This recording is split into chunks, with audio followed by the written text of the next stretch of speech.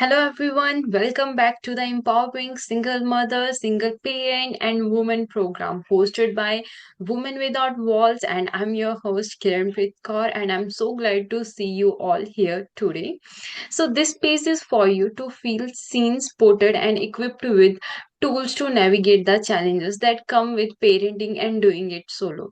So today's session is especially important because we will be focusing on two deeply impactful topics addressing behavioral challenges. We will explore common behavior struggles in the children and how to respond in ways that are calm, constructive, and effective, and building our support network.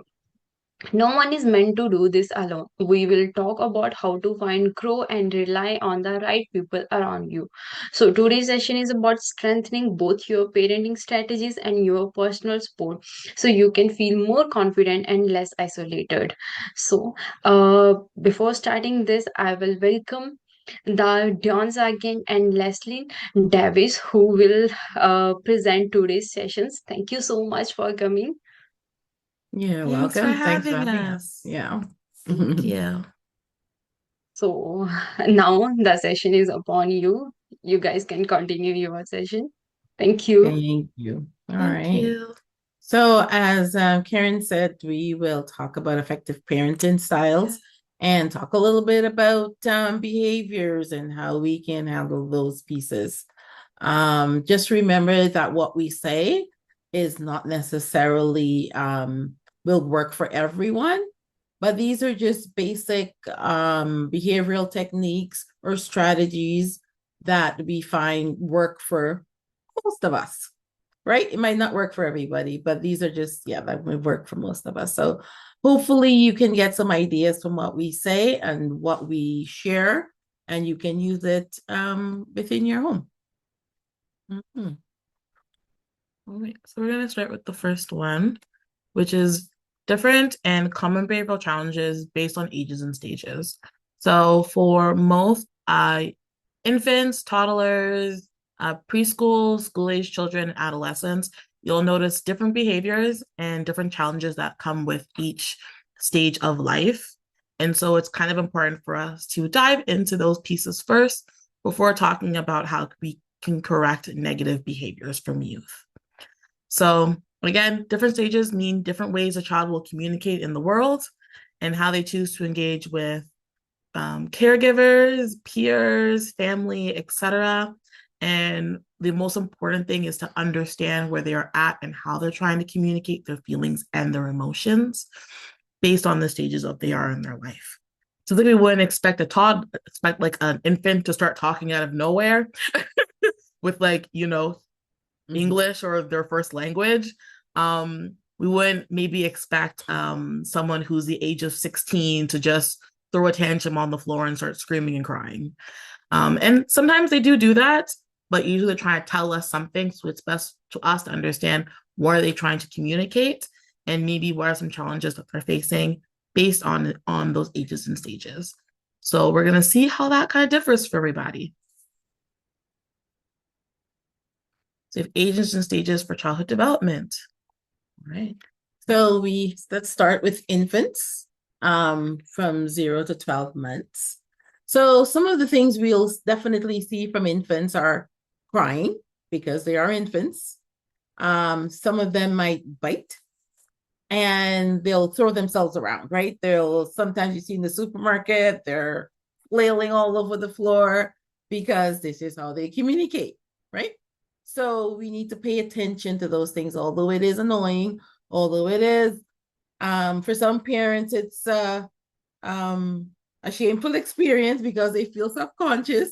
It is part of how they communicate. So we just need to know that, okay, we now have to deal with that, right? So first of all, we need to build healthy relationships with our children, right? To know that, okay, how do I comfort my child, or how do I figure out what's going on, what's wrong? Because obviously something is going on. Either it could be something as simple as, oh, I want that candy and mom said no, so I'm just going to throw a tantrum. How do I deal with that? Or it could be, I have a tummy ache and I don't know what to do about it, so I'm going to throw a tantrum because that's how I know to communicate, right? So we need to assess what's happening with that person. So building a healthy attachment with your child, so you have an idea of what, when they show you a behavior, what it really means. It's helpful from the start to building that healthy attachment, right? Showing positive experiences. They know that they can come to you as a parent because, okay, I know if I come to mom, I'm going to get, she's not going to be negative towards me or what I have to do or what I have to communicate, right? Some infants or children or preschool children, they might have mixed communications from parents, right? So they might think, I'm feeling this way. Do I go tell mom or do I not tell mom? Because I don't know what her reaction is going to be, right? So that attachment is not a strong one. So there's not a full trust in that parent or that individual. So that's how we need to start building that trust from the get-go, right? And having a sense of routine to know that, okay, if I'm out and about doing something, what is it that mom always say?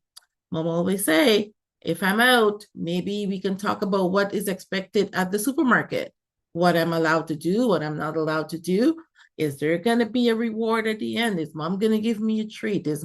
What are some of the behaviors that is expected as a child or as an infant at that age going out, right? So all these different things we need to look at, and even from when they're small, so that into the child or infant knows these are the expectations, right?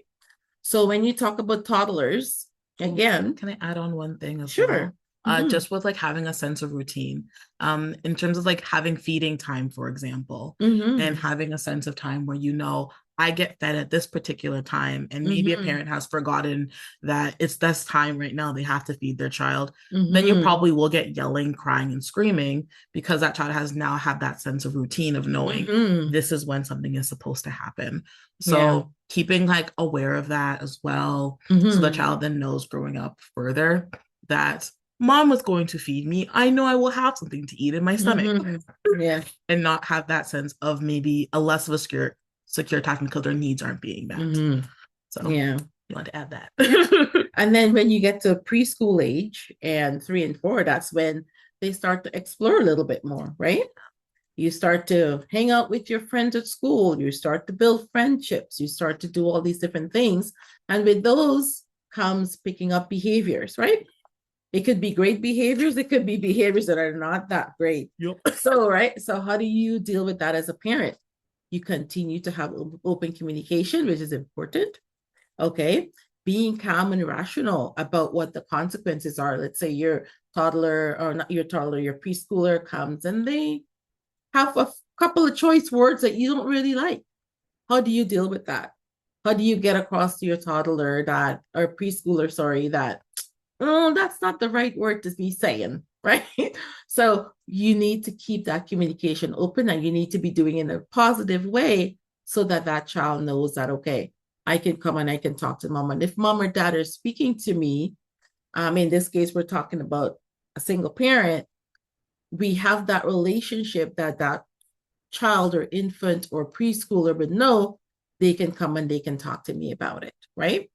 And really working on that attachment that you have with your child. That is so important because it says to that child, doesn't matter what, I know my parent care for me, right? So those are some of the stages and ages and stages that we need to work on when we're developing with our child. It doesn't start when they're well, there's more.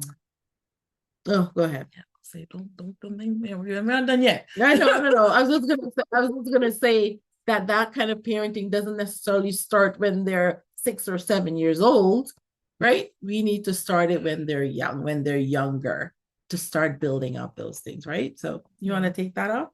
School age 15? Yeah. Okay, ask me questions then. Right. So like for school age youth, most challenging behaviors you might end up getting is like retaliation. So definitely trying to have a sense of independence, want to do things on their own where they may not be at the age as of yet to be able to do certain things. And they may make mistakes while they do them as they're trying to explore that new sense of independence. Again, you'll probably have those peer pressures as well within youth. who are around school age. So wanting to fit in a lot more with those particular peers, and that might be positive and or negative, but they are starting to hopefully build a sense of self. Yes. And with this age, things that I would say are most important to try and communicate with those kids and school-age children is the sense of responsibility. Definitely starting to give them, allowing them to have a sense of self, allowing for them to explore who they are, and also allowing them know that you are not a parent who is meaning to judge them, but just wanting them to be safe, be heard, and be cared for. Yeah. And allowing then also for when youth who are this age who are asking certain questions, keeping it age appropriate for their understanding in a way that allows them to know that you're validating their feelings and their emotions and maybe some of the questions they have.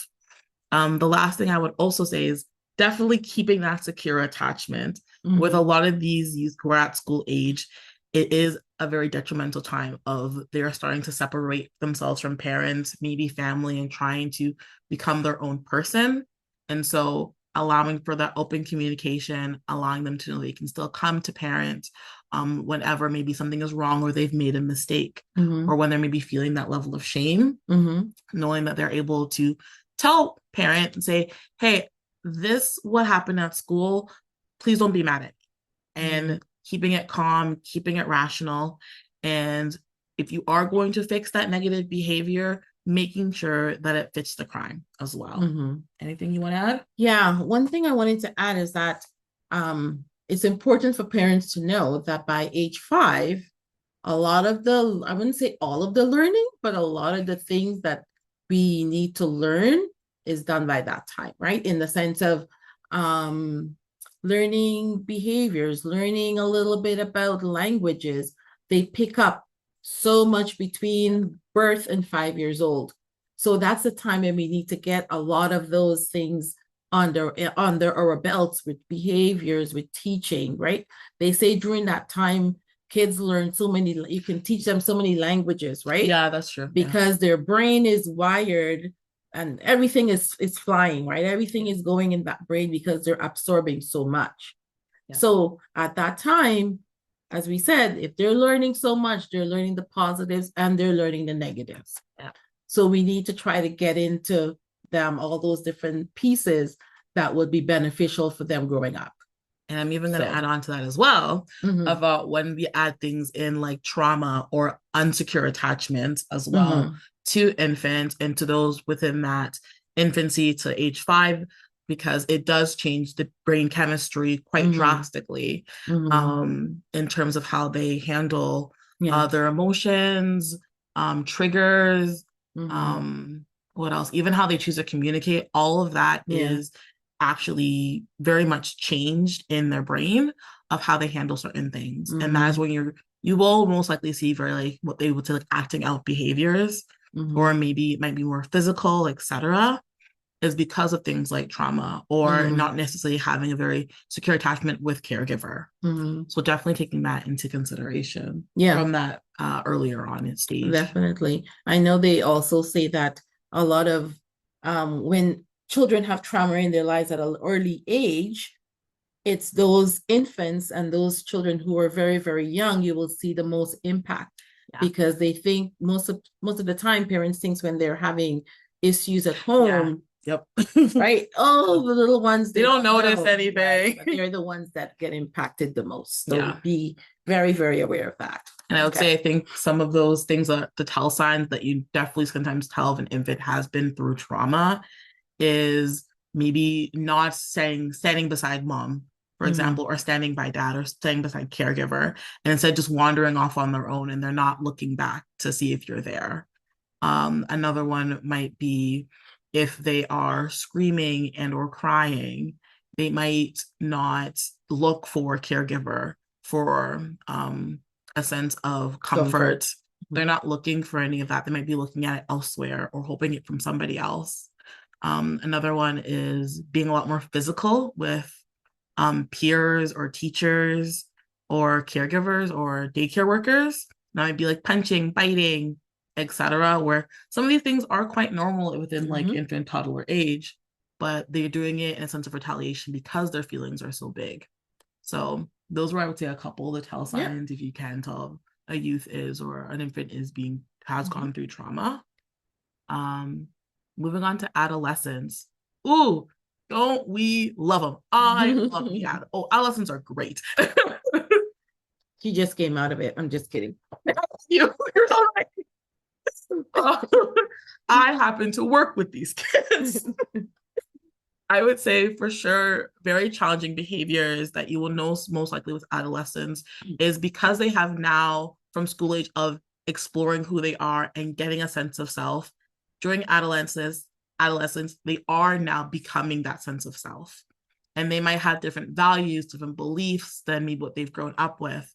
It is very much a nature versus nurture sort of mentality. And that in some families and some households, that might be something they embrace that change. And for other folks, they may have a really hard time with those pieces. And so that's where you will get the, you don't know me, I'm different than you are. And everything to them is just such big feelings. Everything is wrong in the world. And you might have a strong sense of justice for those in adolescence. And therefore, they might have a lot more words to say, many colorful words, because now they know what they mean. So you might get retaliation. You definitely will hear the, I'm calling the cops on you, because now they understand what their rights are as well. And they're using a lot more, what is that lovely C word? Not cognitive thinking. What is that? Critical thinking skills. Yes, they're using their critical thinking skills, which we love when adolescents use critical thinking. It's how they choose to use it and how they choose to express it and share that with their caregivers or with peers or with teachers. That then can sometimes be the issue. So the important things to highlight and the important things to know to help, I would say, adolescents along in life is teaching them consequences to their actions, knowing that they aren't immune to some of the outside forces that might impact them based on some of the actions they choose to do, which allows for more open communication. So allowing for a listening ear, actually engaging with that youth, even if they don't want to talk to you, trying to get them to talk to you and feel open and comfortable to talk to you. I think another one is being non-judgmental, I think is probably the biggest one. Sort of embracing maybe some of their new thoughts, the new attitudes, some changes, and letting them know that you're still always going to be someone who loves, cares, and wants for their good, for their safety. Is really good for, I would say, with adolescents. And if I would say those who are from the 13, 18-year-old range and they're sharing some big feelings and big emotions, validating those big feelings and emotions and taking them seriously. I find that even for myself, sometimes I hear some of the things my kids say, and I'm like, that's not that big of a deal in my head. I'm like, I promise you, this is gonna look so small in like 2-3 years, but to them, that's the ending of the world.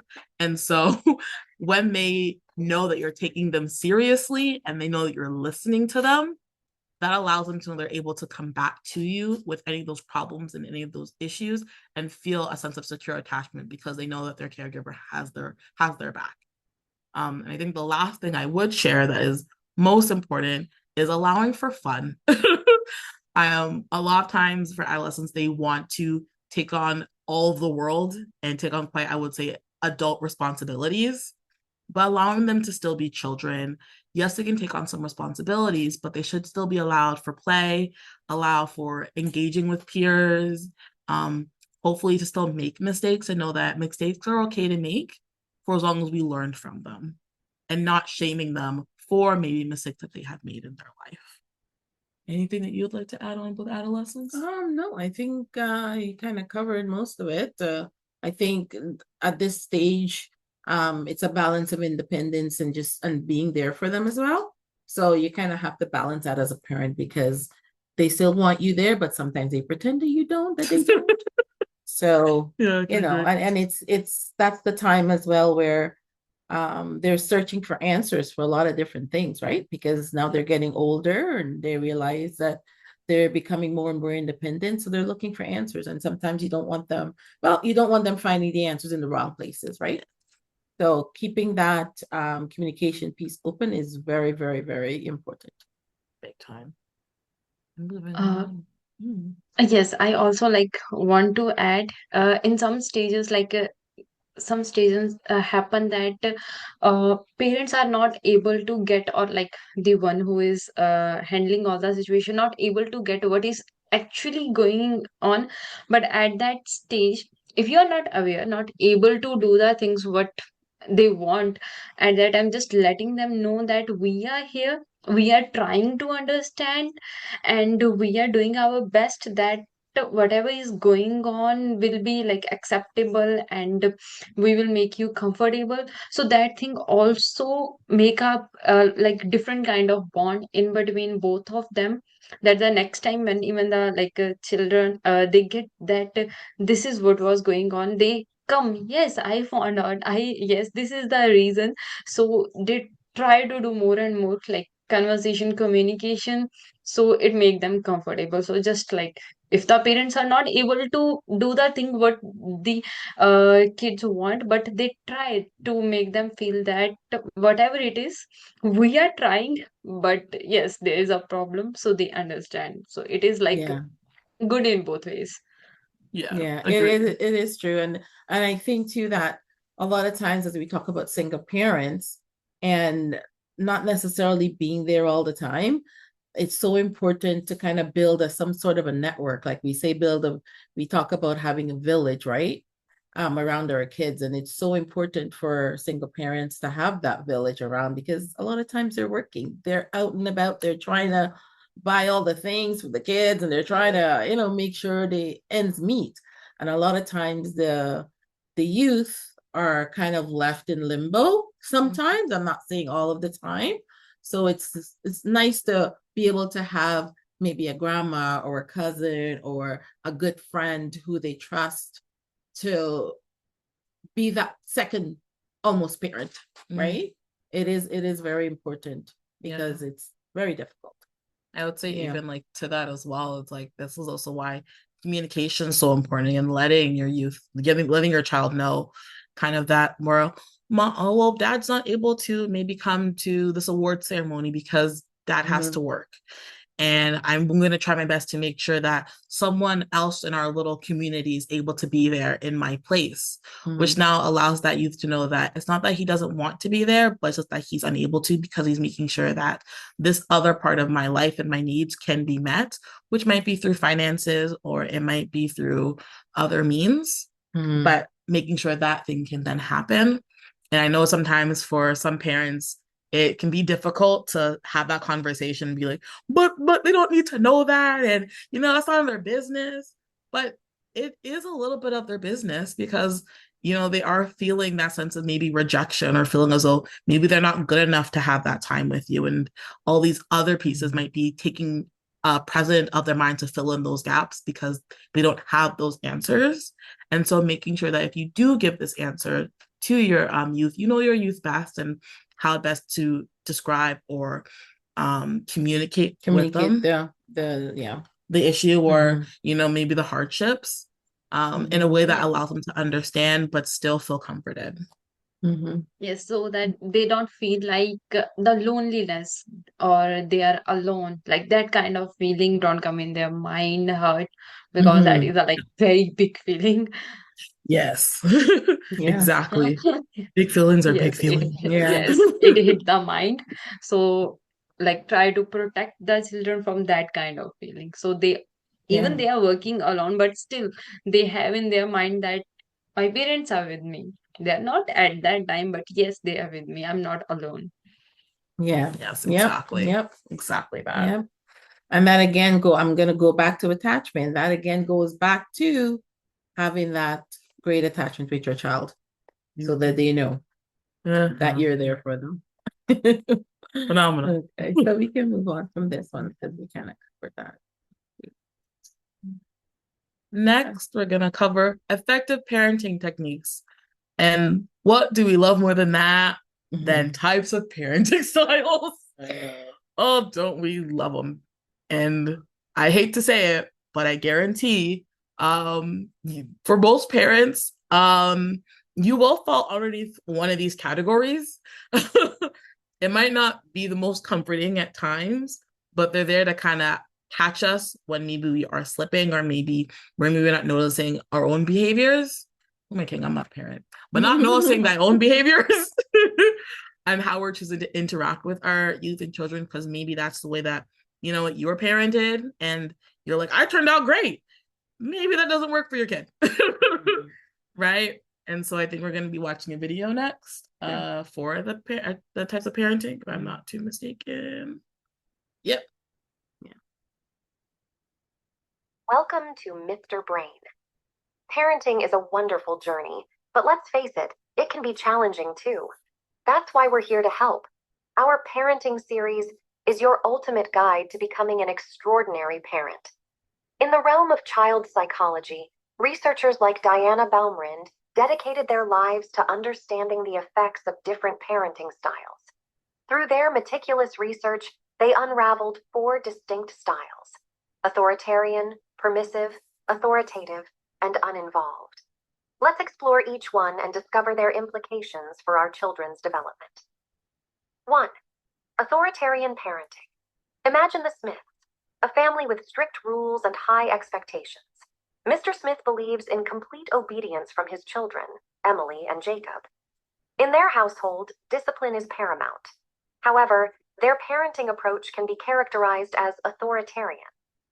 Mr. and Mrs. Smith's parenting style is marked by a desire for control and adherence to rules without much room for flexibility.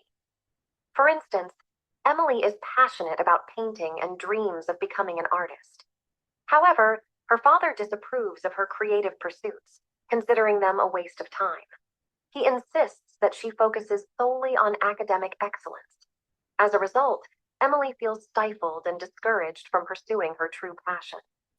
The authoritarian parenting style, while seeking obedience and discipline, often sacrifices the child's autonomy and stifles their individuality.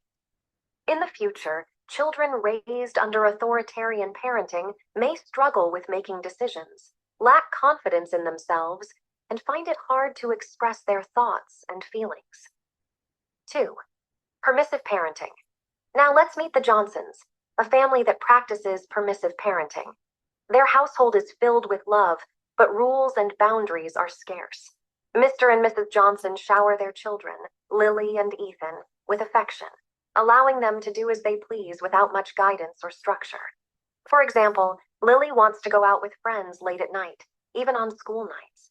Her parents rarely say no and often give in to her desires. While this permissive approach fosters a sense of freedom and flexibility, it can lead to challenges in self-discipline and respecting authority figures. Lily struggles to understand boundaries and lacks the guidance necessary to make responsible decisions. In the future, children raised under permissive parenting may have trouble controlling their impulses, struggle with authority figures, and find it challenging to set and achieve goals. Without proper structure and guidance, they may face difficulties as they grow up. 3. Authoritative parenting. On the other end of the spectrum, we have the Parkers, a family that embraces the authoritative parenting style. Mr. and Mrs. Parker understand the importance of balance. They create a nurturing environment while setting clear expectations and boundaries for their children, Mia and Noah. For instance, when Noah faces a disagreement with his friend, Mrs. Parker sits down with him, encouraging him to express his feelings and find a solution together. She values Mia's opinions and encourages open communication. Noah feels heard and respected, fostering a strong bond between parent and child. The Parkers' authoritative style provides structure, support, and guidance while nurturing their children's independence and individuality. 4. Uninvolved parenting. Lastly, let's step into the Wilsons' home, where uninvolved parenting takes hold. Mr. and Mrs. Wilson are busy professionals and neglect their children's needs. Sarah and Daniel are left to fend for themselves, lacking guidance, emotional support, and a sense of security. For instance, Alex participates in a school cycle race, but his parents fail to attend or show support. They are too consumed with their own work commitments to prioritize their interests and achievements. Alex feels neglected and unimportant, as if his passions and accomplishments go unnoticed. This uninvolved parenting style often leads to low self-esteem, emotional instability, and challenges in building meaningful connections. Understanding these parenting styles empowers us to make informed choices and create nurturing environments that best suit our children's needs according to time and situation. Join us on the journey of understanding your child's mind and becoming a better parent. Like and subscribe to stay updated with value. Oops, it's not bad. In a world. Okay, that was great. Can you put in? Thank you. Go. To get big again. There we go. Phenomenal. So, as you do see though, with different parenting styles, I would like to say though, there was a lot of stereotypes within that video. And so I do want to like acknowledge the fact that where for some cultures it may fall under more authoritarian sort of styles of parenting, or more permissive, I believe. Permissive, right? Permissive styles. It's not just within different cultures, different homes. This can be anyone's parent, and how that youth and child chooses to enact or act out is completely kind of up to that youth and that child, based on maybe what needs they feel are not being met. And so I do also want to address that culture may play a role for some of these pieces, but it might not as well. And then, do you want to build on the points, or you think we covered that a little bit? Do you want to talk about this, or do you think we covered that a little bit? I think already? we covered secure attachment and what that looks like. One of the things I wanted to, there is I don't think we have the video here, but you can look up secure attachment, and basically secure attachment is your infant knowing, or your child knowing, that when they're in distress, 100% their parents going to be there for them, right? If they're out playing, for example, if they're out playing and they get hurt, there is no ifs, ands, or buts. They're going to come to their parent for comfort, right? There are going to be, they can be some children who might hesitate in coming back to their parents. Let's say they're hurt and they want to comfort, and they want some comfort. They would choose not to go back to their parent because they do not know what they will get in that case. Is it a parent that's going to say, oh, I'm sorry that you got hurt? Is it a parent that's going to ignore them? Is it a parent that will be like, oh, you're okay, you can go back and play, right? So that child doesn't have a secure knowledge of what they're going to get. So sometimes they choose not to come back to that parent for comfort, or they might choose to go to someone else that they might see, right? So it is very important, as we talk about building attachments, that we do it from very young. A lot of parents I know feel that it's not important, right? It's like, oh, they're just little, they don't know anything. But now we realize, yes, they do learn a lot, and they're picking up all these different things. So it's very important to start building that bond and having that healthy attachment from when you have your child to later on in life. It's very important. And to add on to that, even like, I know you're talking very much like physical things you can do, but even your facial expression. Having some like an inviting expression. I know there was a study done where they had a baby and the mom take to the study, where the baby would look towards a parent after crying, and the mom would kind of embrace the child, have a facial expression that is quite comforting, let them know that I'm here to support you, I'm here to comfort you. And then they had the baby go away for a little bit, and they told the mom, don't smile, don't engage, don't hug, don't do anything. Just stand there and just look at the child. And so they brought the baby back in, and the mom did just that. She didn't help out when the baby was crying. She just stared, and they noticed the child's brain chemistry start to almost work backwards, where it's no longer seeing the mother as a sense of comfort, seeing a sense of able to emotionally regulate themselves, and instead just building up all these very big feelings with nowhere to go. And with that being said, we were noticing pieces of, I would say, trauma start to ensue, because now that is a traumatizing experience of I don't have someone there to comfort me, to show me what I need for my needs to be met. I am nothing to this person who I thought was supposed to care for me. And so there is I would say, quite a lot of studies to show the importance of secure attachment, especially for infants at a young age. Yeah. And I think we have a couple of videos that we can attach to this so that you can see that. But that one we showed was just talking about what attachment is. But there's a couple other videos. What do you mean? Parenting styles. Parenting styles, sorry. So there are a couple of other videos that we can add on to this to show what those various attachments are and what they look like in infants. Yeah. Yeah. Next up, setting up boundaries and healthy communications to allow for effective parenting. Because effective parenting ain't going to be effective unless you're able to properly communicate them with your kid. And if you're unable to have actual proper boundaries put in place for that youth to then respect. Respect, yes. Yeah, it's a big piece. Would you like to go over some? Sure.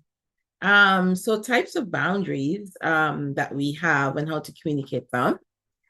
We talked about physical boundaries, which we know about, personal space, privacy, and our bodies. So those are things that we know about. Emotional boundaries are thoughts and feelings, values and beliefs that we grow up with as an individual, right?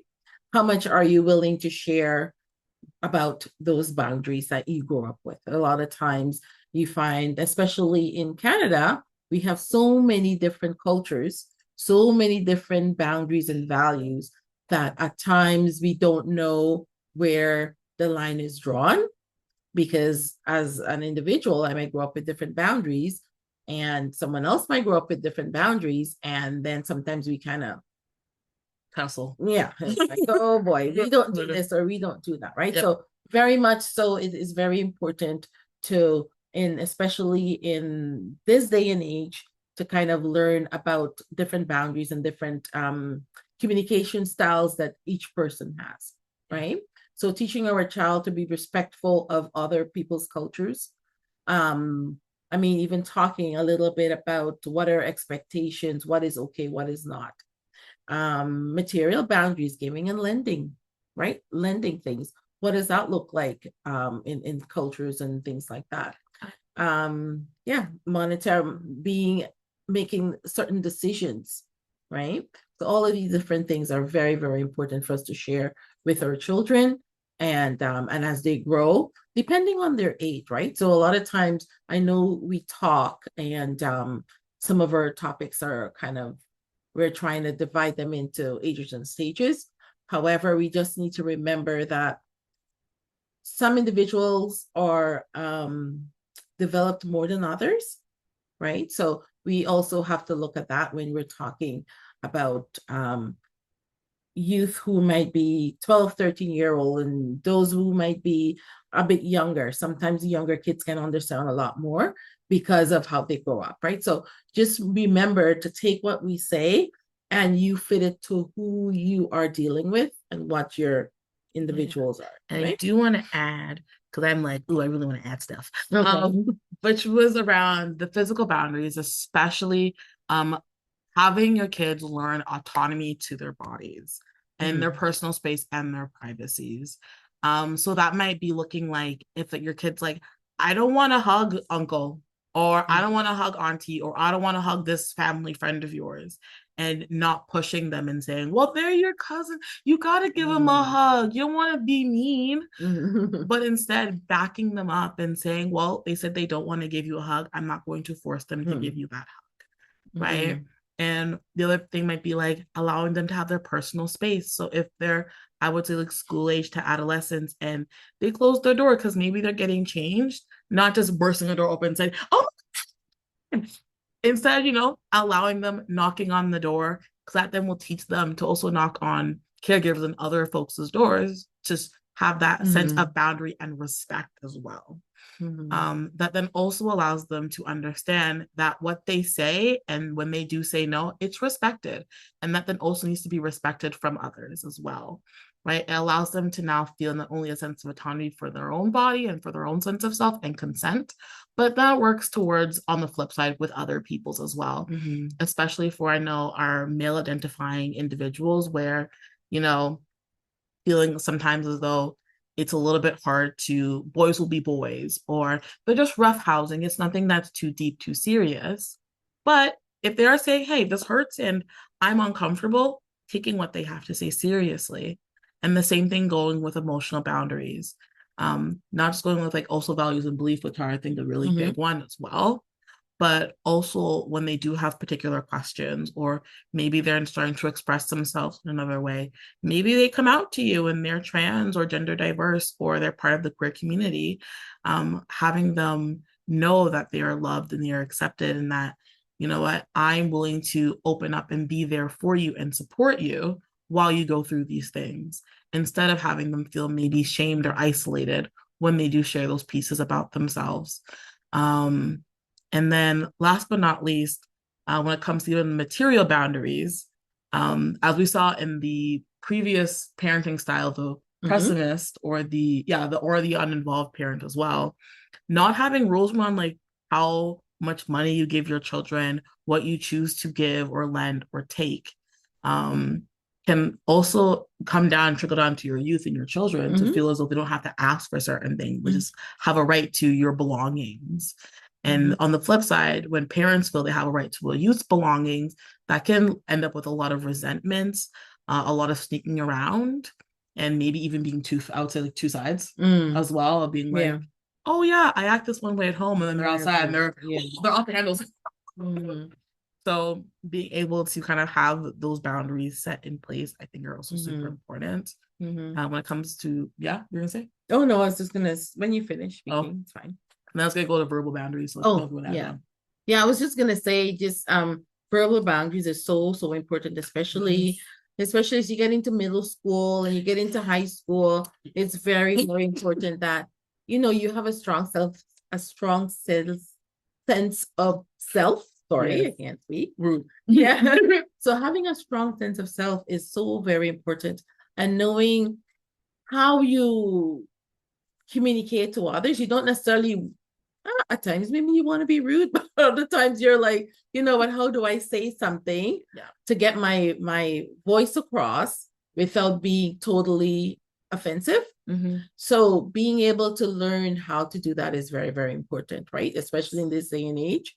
And what you feel is appropriate to discuss. Not everything that everyone is talking about you feel comfortable. How do I get myself out of those conversations? What is it I do and say in order to get myself away from things that I feel it's not comfortable for me? Agreed. Like letting your kid watch Housewives. Wouldn't recommend. Why? Because the language they have within Housewives. You see those kids with their little Barbie doll saying, Krisha, you went and took my man. And they're already playing those scenarios because that's what they see. And that's the language that they hear others saying. And therefore they'll just mimic it. Yeah. And it's a language we want them to maybe be sharing outside of the home with peers when maybe they are seeing something happen. Yeah. So very important, that verbal piece. Yeah. And I mean, and we talk a little bit on here, it talks a little bit about limiting your energy given to others and how to manage your time. And a lot of times I think in school now we talk about time management and financial management. I mean, there's lots of these different things that we can learn as they get older, and it's up to parents, I think, to also encourage their kids to learn about these things, because it's so important in our society today to learn how to do these things, so that one, you don't have burnout, two, people are not necessarily taking advantage of you, and you're able to stand up for yourself. Right. So it is very important to learn some of these areas that we're talking about. Yeah, very much agreed. And I think when it comes to how to communicate that and put them into practice, it's being a role model for your youth and kind of mimicking what those look like in a healthy manner. Being able to communicate using very maybe stern language, but still being very comforting and still being kind when you say certain things, and giving them reason as to why you may have this boundary with your child or with your youth, and letting them know that other folks might not give them a reason as to why, and that's totally up to them. But I think as a caregiver and as a parent, letting them know that why is helpful for them to process some of their feelings around rejection, because rejection is a really hard feeling to go through. And a lot of youth, I know even some adults that still struggle with that feeling as well. Next, we have effective consequences. Okay. Ooh, this one's a big one. Mm-hmm. I think I'm going to let you take over this one. Okay. So effective consequences. So when we talk about effective consequences, I know a lot of times, some parents, I guess, resort to yelling, screaming, hitting. That's the first thing some of us Think go of to sometimes, yeah. when we think about consequences, right? And we kind of broke down punishment or negative consequences into a little bit of some categories.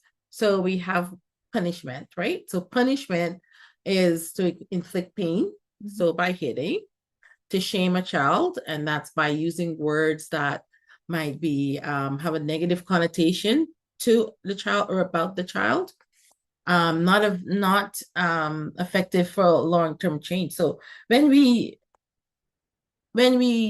inflict punishment on someone, it's not really for long-term change, right? Because you're hitting, you're saying something in the hopes that you will stop the behavior right away, but it's not necessarily effective for long-term. The child is not learning anything positive from that particular punishment or that particular thing that's happening. So we need to then figure out, okay, what it is we need to do in order to make it effective for that child and for you as a parent, right? And we talk about knee-jerk responses. Knee-jerk responses would be my child decide to knock over your coffee that you made. Yeah, knock over the coffee or take a candy that they're not supposed to. And our first response is to yell or to hit or to grab, right? Because that's the first thing we think of. Give that to me, right? Yes. And those responses are not necessarily teaching anything. It's just telling the child, okay, maybe I'll do it, but when they're not there, I'll do it, and I'm gonna get what I want, right?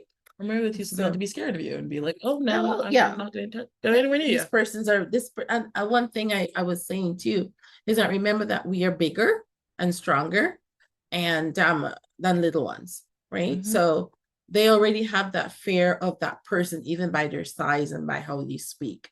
So doing some of these things are a lot of times not even necessary, right? If we use it effectively. Some negative consequences is positive discipline. For example, we talk about using timeouts, right? When you have a child in timeout and they're done timeout, are you having conversations about what happened? Are you being there for the child to find out what it is that went on? What is the change? What is this that really happened? So that you can have an idea and they can have an idea too as to what should be happening, Mhm. right? Mhm. Build your child's ability to engage in pro-social behavior. Take them out to groups. Have them interact with other children, right? What it is they're seeing, what it is they're doing, right? If you need to correct them for something, correct them appropriately in front of others so they're not being shamed or feeling like, oh, my parents did, you know how we feel. Yeah, right. Yeah. So when you're trying to give consequences, make sure that those things are not happening, that your children are not feeling a sense of outright shame, right? Because that's not a good feeling to have. Allow for growth and mistakes. We know as kids grow, yes, you're going to have mistakes. We're not talking about a teenager that, they're now 15, 16, and they're doing something they know they shouldn't be doing. We're not talking about that. We're talking about younger kids who are learning, right? And do it with patience and with an attitude of a sense of calm, right? Because they're learning and they're getting that tone of voice from you. They're getting that attitude from you. They're also getting that sense of, oh, I can touch you. Even though I'm angry with you, I can touch you in a way that is still kind, right? I don't have to be punching or hitting in order to get my point across. right? So all of those pieces are very important. And I would like to add, even though my mother does say that teenagers may know what they're doing at times, with our like school-age children and adolescents, they may be acting out due to friends and peers. It may be that maybe they're being bullied at school and this is a whole new behavior, and they feel this might be the only way for them to get what they want in that particular scenario. For example, you might have a kid and they're suspended, and you're like, "Why the heck are you suspended?" And they're like, "Well, I punched this kid in the face." And you're like, "Well, why would you punch them in the face?" "Well, they grabbed my hair and they slammed me into a wall, so I punched them in the face." Mm-hmm. And so that is not an effective way to handle conflict, but within that parameter of that scenario, that is what they felt needed to be done. And so allowing for like that to be a mistake that they made, but then having positive discipline and allowing for them to have that communication to know what to do next time and setting up like a plan of action for them as well, because they're also still growing and they're still learning, as we all are. We're not perfect, and that's okay. Yeah, and as I said, no one's perfect, and we can't oopsie, sorry. You're good. You good? Yes, we're good. So here we have types of consequences. So again, with consequences, you know your child best, and you know what consequences will work based on the scenario, based on how your child reacts to certain consequences, and maybe certain pieces that have happened in the past. So we want to make sure when it comes to consequences that these are a couple things you kind of want to follow. So it being mild. So you don't want to cause any physical or emotional harm that can end up triggering your child and causing trauma. And for a lot of folks, people use the word trauma quite lightly. But trauma is when a big enough event happens that causes lasting emotional or mental implications or struggles later on in life, and even right afterwards.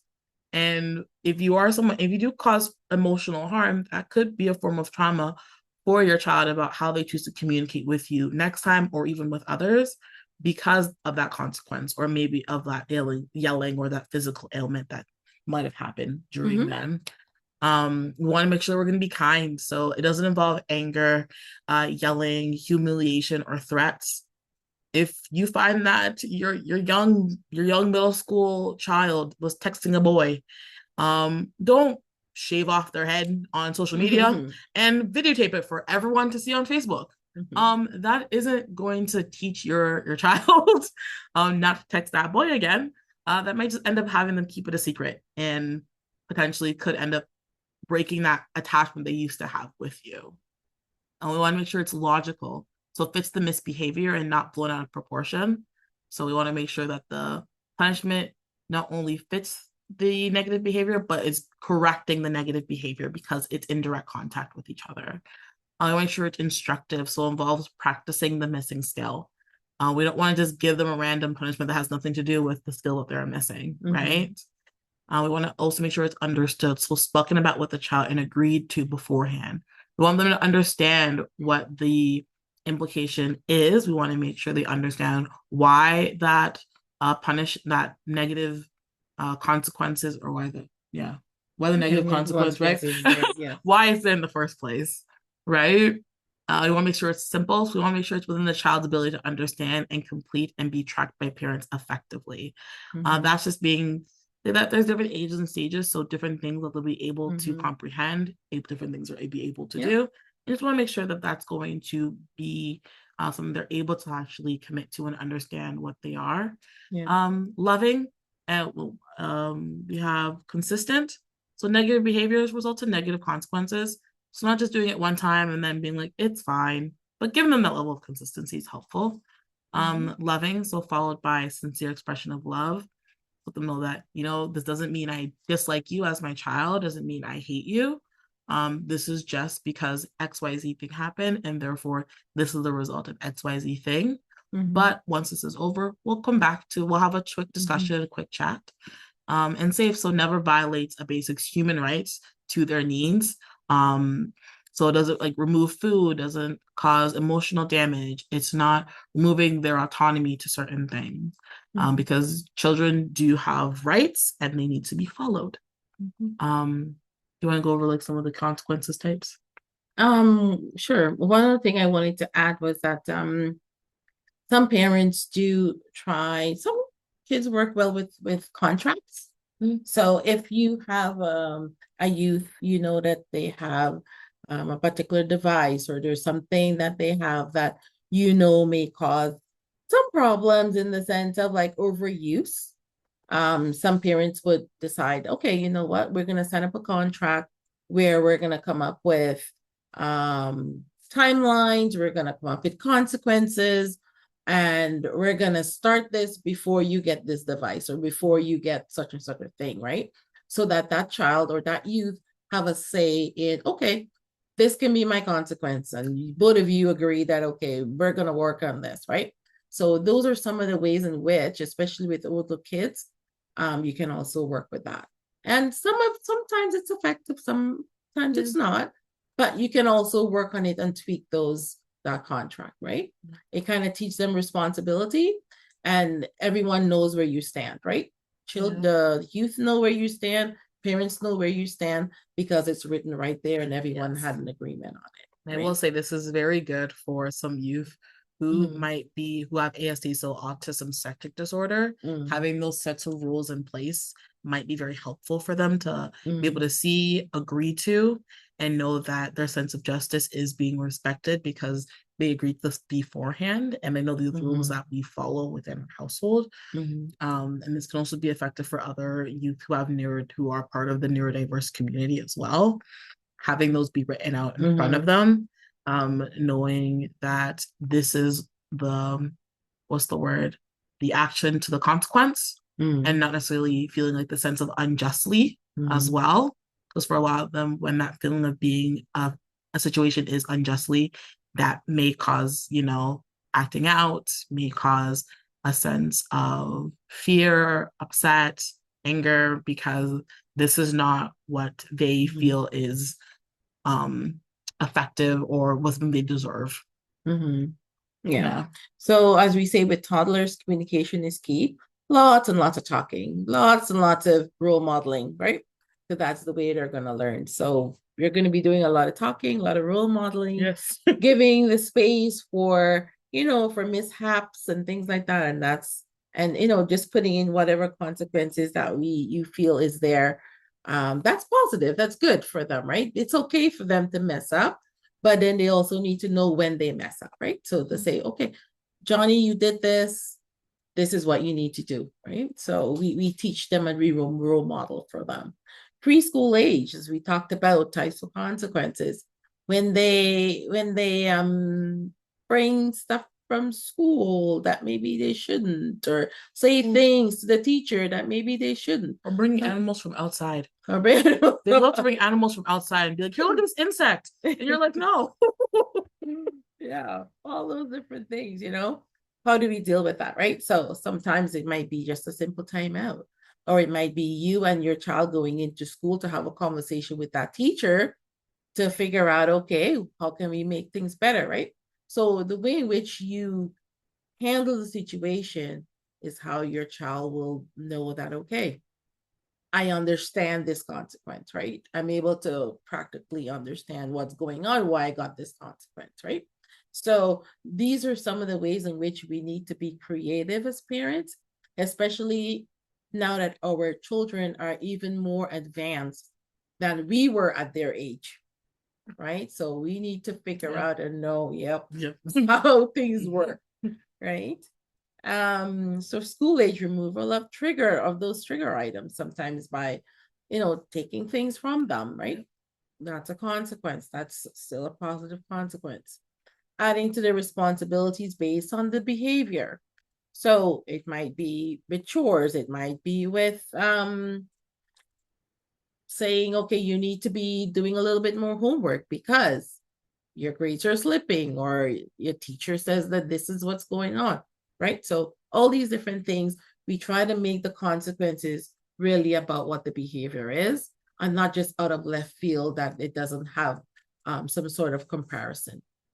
Yeah. Next, so we have anger management. Because with consequences, you probably will feel quite a lot of anger, which is understandable.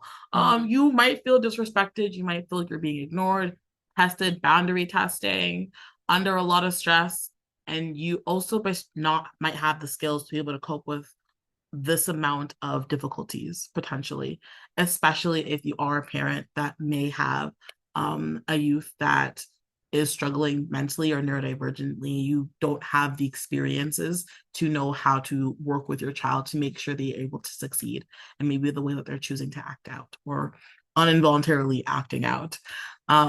But in order for our children to feel secure, right, we have to and feel safe and love. We also need to manage our feelings. And during those hard situations, how are we coping with our anger and with our stress to still allow for our youth and our children to still feel they are supported and they're loved by us, but also to fix some of those maybe negative behaviors that they're showcasing. Mm-hmm. And one thing I wanted to add that might also mean that we have to maybe seek assistance outside, like in the maybe professional, maybe a counselor, maybe a doctor, depending on what is really going on with that child or with you as a parent and that child. Yep. So yeah, very much agree. Support is not something to be feared. If anything, it is something for your toolbox, and it not only allows you to thrive, it allows for your child to also thrive, and also thrive in community as well. So some coping techniques. So teaching your body how to relax. So usually when we are triggered or we're upset or we're feeling some big emotions, our body will usually go into like this fight, flight, or freeze response potentially. And these are all hormones that will sometimes raise our blood pressure, sometimes make us feel really heated, our heart might be pounding, because we feel like we're in the sense of fear or we're unable to control the situation. And when that kind of happens, we may do irrational things and we may say irrational things because we feel threatened and we want to feel safe and we want to feel like everything is back underneath control. So learning how to bring our body back to a calming level, learning how to allow our body to go back into that relaxation period and allow us to breathe. Instead of feeling like we're suffocating. And so some things that might help might be meditative breathing. So there's something called the 4-7-8 breathing technique, which involves breathing in for 4 seconds and then holding your breath for 7 and then exhaling for 8. Doing this for about 3 times in a slow, calm manner is quite helpful to be able to bring your breathing back to where it needs to be and hopefully clear a little bit of your mind. This can also be seen as like a little bit of self meditation, which you're able to find usually on any YouTube video. They're great. The last one also is a meditative countdown relaxation. So visualizing a place of comfort. This might be maybe a childhood home. Maybe this is a vacation that you really want to go on to. But being able to count down from 10, and as you count down from 10, allowing your body to start to untense, maybe unclenching your jaw, maybe you might be having a hand in a fist and slowly letting it kind of go. And as you are counting down, you're leveling out your breathing to start to feel a little more relaxed and calm.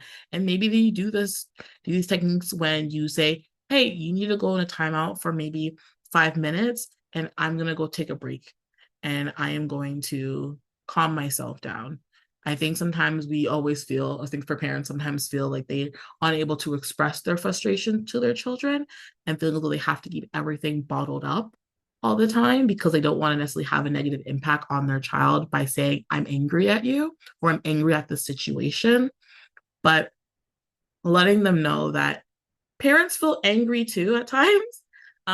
It's just how we handle our anger and how we choose to handle our feelings and our emotions, because we can't always control people and what they do, but we can't control how we react to them.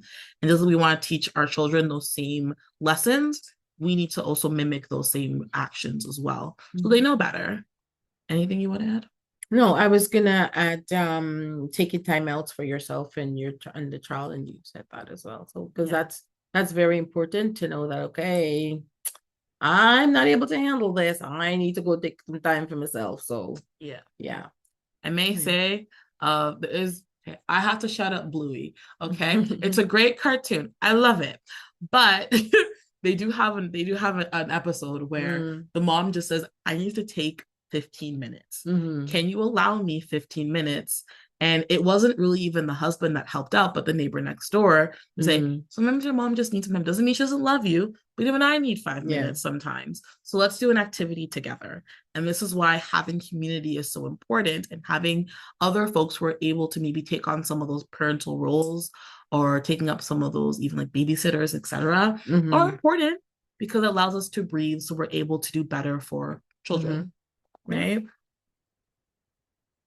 Coping skills, Coping skills, which just allows us to open our window of tolerance, which is just a big fancy word to allow us to regulate our feelings and allow for open communication in a way that is effective and not just a screaming match with children. Building resilience. Isn't that a big one? Not just giving up on maybe our youth and children, saying this is hopeless, I'm not a good parent, I can't do any of this on my own, I suck, and this is the worst thing ever, and I'm frustrated. Those feelings they're normal. Honestly, having a sense of doubt is a part, I would imagine, of parenting. I'm not a parent, so I got no idea, but I'd imagine so. And so having those sense of resiliency skill to pick yourself up by the bootstraps, know how to cope with those big feelings, and being able to control what we can in that moment, and knowing who we're able to call as well, who are able to help us, support us through those moments and through those challenges, so that we're able to help our child and able to, allow for that secure attachment to stay secure and not break. Yeah. And I mean, as parents, we have to remember parents are people too. Yep. Right. We're people too.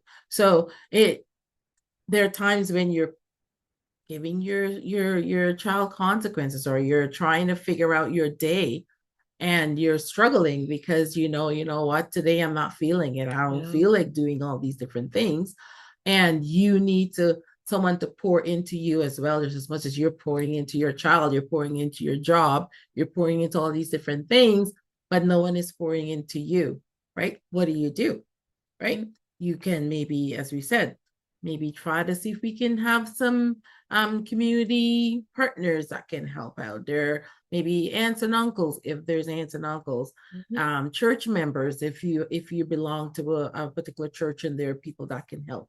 So all these different things help you, so that in turn you can then help your child, because once you're doing well, then your child is doing well. If you're not doing well, then your child's not doing well, right? Yes. So it is so important. And I know I'm preaching to the crowd that, it's difficult as a parent to follow through with these things, but we really need to do those things. We really need to find ways in which we can have some release of tension. I would say positive relief of tension, so that we can then be good for our families. Yeah. Very, very much agree. In conclusion, parenting's hard.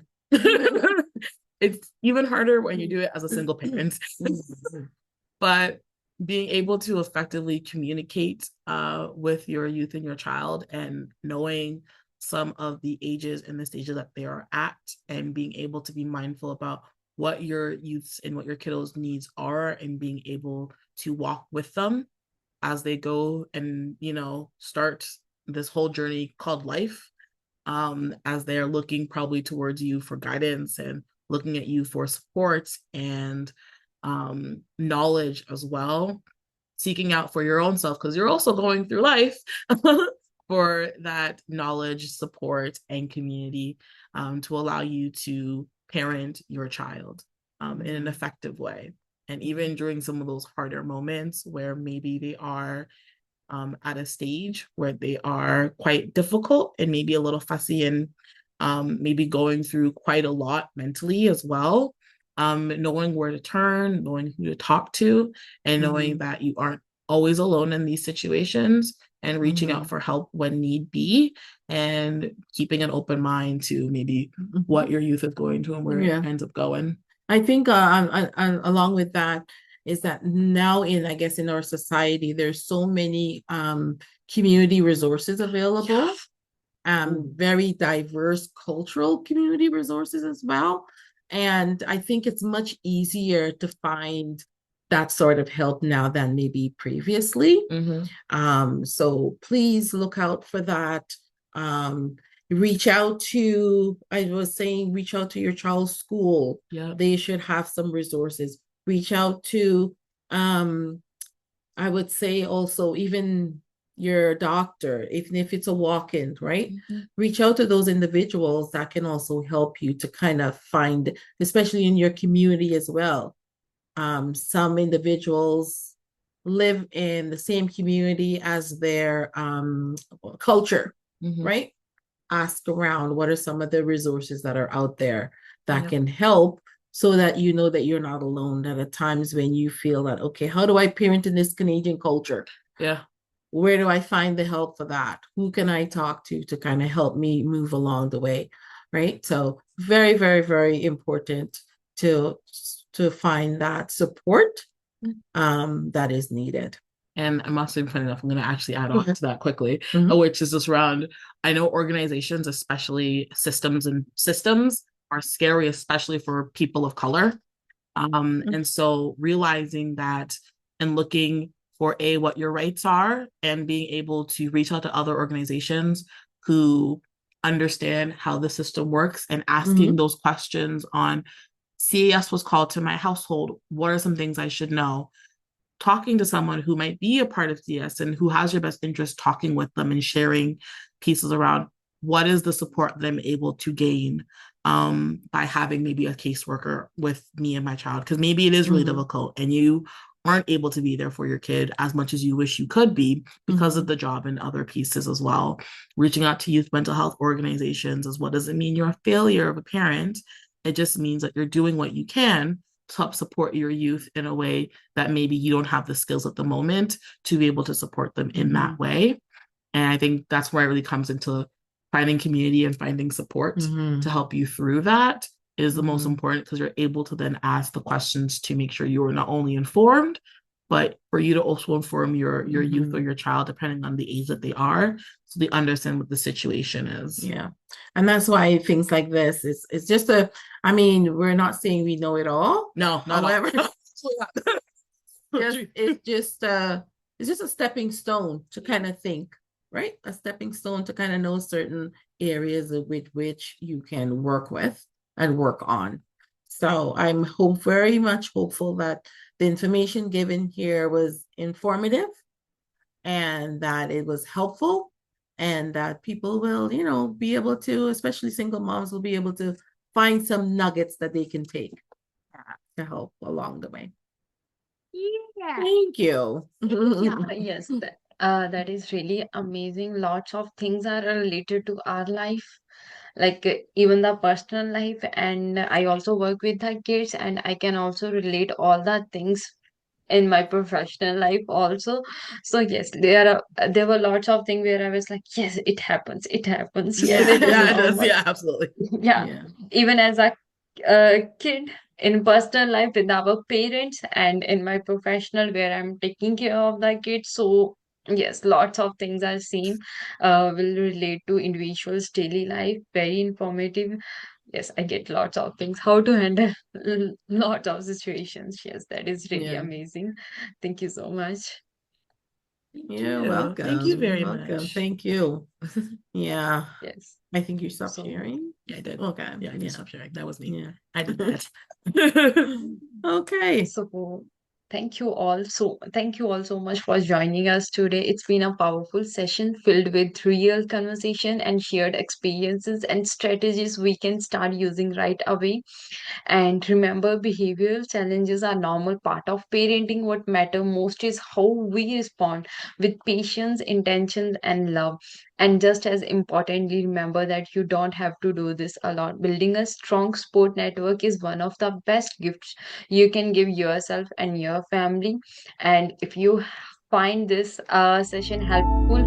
So I will like encourage you to share it with others and spread the information. So, and my guest speakers, you both have done an amazing job. Thank you so much for give us lots of information, and thank you for joining us. Thank you. Thank you Thank very much. you. Thanks for Thank you. having Thank you. us.